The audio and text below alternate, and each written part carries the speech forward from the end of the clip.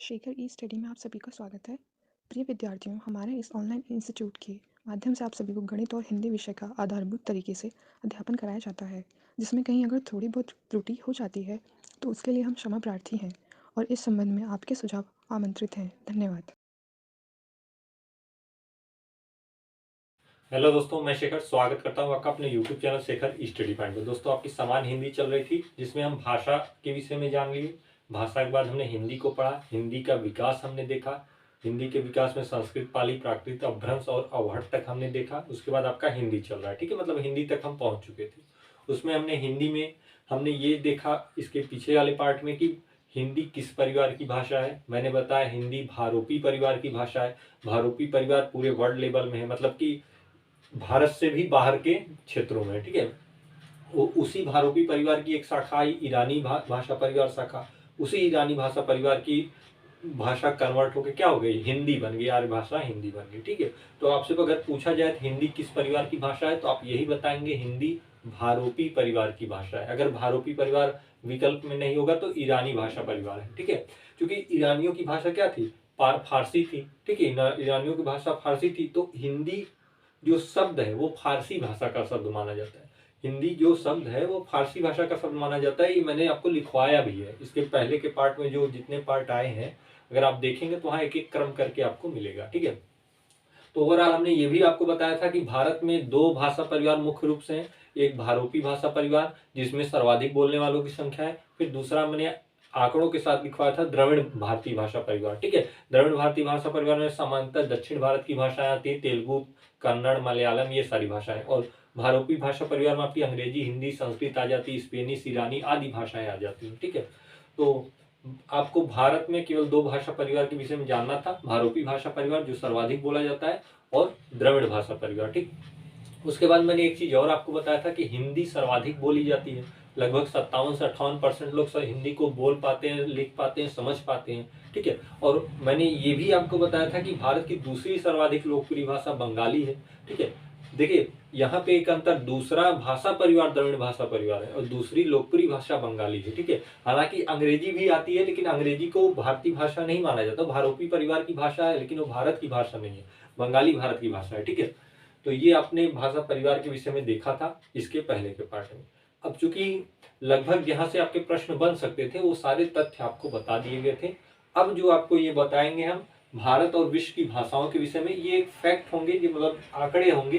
केवल आंकड़ों को आपको देखना है और समझना है, ठीक है। इसमें कुछ ऐसा लेक्चर वाला कार्यक्रम नहीं है, ठीक है। देखिए भारत एवं विश्व की भाषाओं के बारे में थोड़ा सा जान लीजिए। हालांकि बहुत महत्वपूर्ण तो नहीं है, लेकिन महत्वपूर्ण हो सकता है, ठीक है। एक एंथोलॉग संस्था है, उसने क्या किया था, उसके 22वां जो संस्करण प्रकाशित हुआ था, उसने यह बताया था कि 7111 जीवित भाषाएं हैं पूरे वर्ल्ड में। पूरे वर्ल्ड में 7111 जीवित भाषाएं, उसी में बहुत सारी भाषाओं में आपकी हिंदी भी है, ठीक है। तो आप इसे जानते रहिएगा कि एंथोलॉग संस्था के अनुसार 22वें संस्करण में आज विश्व में 7111 जीवित भाषाएं। जीवित भाषाएं मतलब प्रयोग में लाई जाती है। जीवित भाषाएं मतलब प्रयोग में लाई जाती है, किन्हीं किन्हीं विभाग क्षेत्रों विशेषों में बोली जाती है। चाहे वो विदेश हो, चाहे अपने देश में भी बहुत सारी बोलियां हैं, विदेशों में भी बहुत सारी भाषाएं बोलियां हैं। तो उन्हीं में आंकड़े दिए गए 7111 जीवित भाषाओं के, ठीक है। एक संक्षिप्त तरीके से मैंने यहाँ पे कुछ ऐसी स्पेशली भाषाओं का जिक्र कर दिया है जिसे आप जानते रहिएगा। 113.2 करोड़ लोग अंग्रेजी बोलते हैं। यह विश्व की सर्वाधिक बोली जाने वाली भाषा है। कौन सी? अंग्रेजी। 113.2 करोड़ मतलब क्या हुआ, 1 अरब से अधिक लोग। भाई 100 करोड़ हो गया, 1 अरब से अधिक लोग बोलते हैं।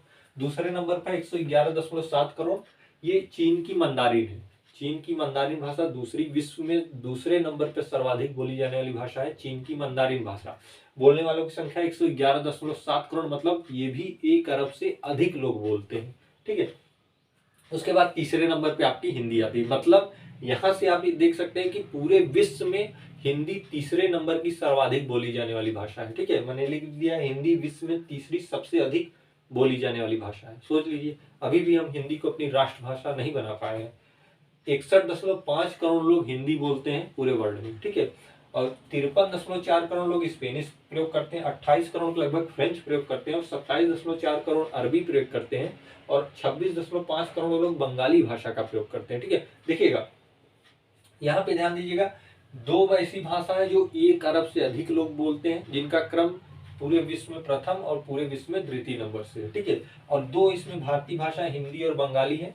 हिंदी पूरे वर्ल्ड लेवल में तीसरे नंबर पे है और बंगाली भाषा पूरे वर्ल्ड लेवल में 7वें नंबर पे है, ठीक है। ये चीज आप जानते रहिएगा। तो इतने लोग भाषाओं का प्रयोग वगैरह करते हैं। हिंदी को अब विदेश में भी लोग जोड़ते हैं, आप जानते होंगे बहुत सारे ऐसे देश हैं मॉरिशस वगैरह जिसमें जहाँ पे हिंदी या भोजपुरी की भाषा प्रयोग की जाती है। भोजपुरी हिंदी की ही बोली है, ठीक है। तो हिंदी विश्व में तीसरी सबसे अधिक बोली जाने वाली भाषा है, ठीक है। अब देखिए कुछ और आंकड़े हैं, उसे भी यहाँ पे देख लेते हैं। देखिएगा 2011 की जनगणना के अनुसार अगर हम बात करें तो भारत में कुल 121 भाषाएं हैं और 270 मातृभाषाएं, ठीक है। 2011 की जनगणना के अनुसार देखिए मैंने यहाँ लिखा है भारत में 121 जो है प्रमुख भाषाएं है और 270 क्या है मातृभाषाएं।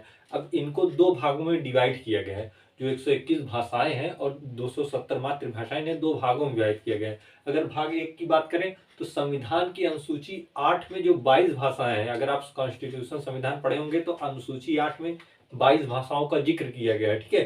तो संविधान की अनुसूची 8 द्वारा मान्यता प्राप्त 22 भाषाएं, ये 22 भाषाएं किसमें है, कुल 121 में से 22 भाषाएं तो संविधान की अनुसूची में मान्यता प्राप्त है। मतलब अगर संविधान की अनुसूची में मान्यता प्राप्त है तो इन्हें आप कह सकते हैं कि ये अनुसूचित भाषाएं हैं। मतलब इनके कहीं पे सूचीबद्ध किया गया है, कहाँ किया गया है, संविधान में किया गया है, ठीक है।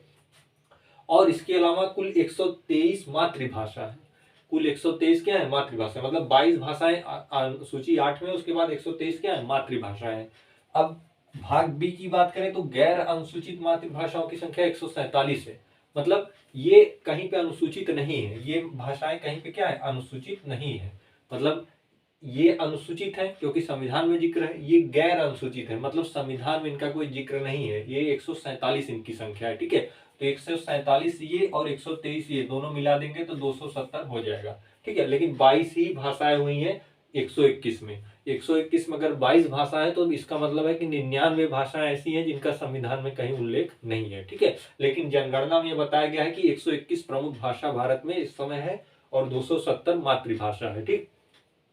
अगर भाग बी में ही बात करें, देखिए भाग बी में जितने हैं सब गैर अनुसूचित है, मतलब संविधान में इनका कोई जिक्र नहीं है। जैसे भीली भीलोदी जो जनजाति होती है उसमें 1.04 करोड़ लोग इसको बोलते हैं, लेकिन ये भी गैर अनुसूचित भाषा है, जनजातियों की भाषा है भीली या भीलोदी। और गोंड जनजातियों की गोंडी भाषा है, 29,84,000 लगभग बोलते हैं। ये आंकड़े 2011 की जनगणना के बताए गए हैं, ठीक है। तो ये भी गैर अनुसूचित भाषा है। ये दो जनजातियों की भाषा है। अगर इनमें बोलने वालों को परसेंटेज देखेंगे तो भाग ए में जो अनुसूचित भाषाएं हैं जो संविधान में जिक्र है उसे 96.71% लोग बोलते हैं। मतलब 100 में 97 के लगभग लोग क्या बोलते हैं, अनुसूचित भाषाओं का प्रयोग करते हैं। और जो गैर अनुसूचित भाषा है उसे पूरे 100 में मात्र 3 या 4% कह सकते हैं, 3.29% लोग क्या करते हैं, गैर अनुसूचित भाषाएं बोलते हैं। मतलब ऐसी उनकी भाषा है जिनका संविधान में कोई उल्लेख वगैरह नहीं है, ठीक है। तो ये एक आंकड़े हैं, आप इन्हें आप जानते रहिए या आप नोट डाउन भी कर सकते हैं। तो और भी इससे रिलेटेड कुछ तथ्य हैं उन्हें भी देख लेते हैं। देखिए अगर इनको आंकड़ों के माध्यम से समझें कि जो 2011 की जनगणना की हम बात कर रहे हैं, जो भाषाओं की बात कर रहे हैं, अगर आंकड़ों के माध्यम से समझे, देखिए 121 प्रमुख भाषाओं को बताया गया है और 270 मातृभाषाओं को बताया गया है। अब इन 121 प्रमुख भाषाओं में जो मैंने अभी आपको भाग 1 भाग 2 करके डिवाइड करके बताया था, उसमें देखिए अनुसूचित भाषा मैंने बताया था, मतलब जो संविधान में सूचीबद्ध की गई है। संविधान की अनुसूची 8 में 22 भाषाओं का जिक्र है, ठीक है। तो वो अनुसूची 8 में 22 भाषाएं क्या है, ये संविधान में उल्लेखित है। लेकिन गैर अनुसूचित मतलब इनका संविधान में कोई उल्लेख नहीं, तो ये 99 है। तो अगर 99 और 22 को जोड़ देंगे तो 121 हो जाएगी प्रमुख भाषा। 270 मातृभाषा में अनुसूचित 123 मातृभाषा है और गैर अनुसूचित 147 मातृभाषा है, ठीक है। अब गैर अनुसूचित में मातृभाषाओं में कहीं आपको जनजातियों की भी बहुत सारी भाषाएं उसमें इंक्लूड है, ठीक है। तो 123 और 147 जोड़ देंगे तो 270 हो जाएगा। अब देखिए भारत में कुछ और भाषा है उनको भी देख लेते हैं। अगर भारत की भाषाओं को दो भागों में डिवाइड करके देखा जाए तो मातृभाषा के आधार पर भारत में बोली जाने वाली जो भाषाएं हैं वो आठ भाषाएं जो मातृभाषा के आधार पर बोली जाती है। अगर हम प्रयोग करने वाले लोगों के आधार पर देखें तो भारत में 3 भाषाएं जो मुख्यतः प्रयोग में लाई जाती है, ठीक है। अगर मातृभाषा के आधार पर हम देखेंगे तो उनके आंकड़े क्या है, हिंदी को 43.63% लोग मातृभाषा के आधार पर प्रयोग करते हैं, ठीक है। बंगाली 8.03%, मतलब हिंदी के बाद दूसरी सबसे लोकप्रिय भाषा कौन सी है, बंगाली है, ठीक है। तीसरी मराठी 6.86%, तेलुगु तेलुगु भी आता है ये 6.70%, तमिल 5.7% लोग, गुजराती 4.59%, उर्दू 4.19% और संस्कृत के जो आंकड़े हैं 24,821 लोग। ठीक है, ये मातृभाषा के आधार पर अपनी भाषाओं का प्रयोग करते हैं। और अगर केवल प्रयोग करने का आधार पर देखें, यहाँ पे प्रयोग करने का आधार का मतलब है जैसे अगर मैं अंग्रेजी भी जानता हूँ, हिंदी भी जानता हूँ, अगर थोड़ी बहुत हमें संस्कृत भी आती, तो हम प्रयोग के आधार पर अगर जो भाषाओं का प्रयोग कर सकते हैं, तो हिंदी को 57.10% लोग, मतलब इसमें से 43% लोग तो इसको मातृभाषा में प्रयोग करते ही है, मतलब उनकी प्रमुख भाषा ही हिंदी है। लेकिन इसे जानते, बोलते, समझते कितने लोग हैं? 57.10% लोग। ठीक है, 57.10% ओवरऑल पूरे भारत में हिंदी को बोलते, जानते, समझते हैं। ठीक है, और अंग्रेजी को 10.60% लोग और बंगाली को 8.90% लोग। देखिए यहाँ बंगाली तीसरे नंबर पे आप कहेंगे, वहां दूसरे, यहाँ तीसरे। ये देखिए प्रयोग के आधार पे, ये हमारी मातृभाषा के आधार पे। तो भारत की जो लोकप्रिय भाषाओं की गणना करेंगे तो हिंदी के बाद दूसरे नंबर पर बंगाली है। अगर प्रयोग के आधार पे देखेंगे तो दूसरे नंबर पर अंग्रेजी आपकी आएगी। ठीक है, 10.60%। चूंकि अंग्रेजी हमारी भाषा नहीं है, बाहर की फॉरेन कंट्री की भाषा है।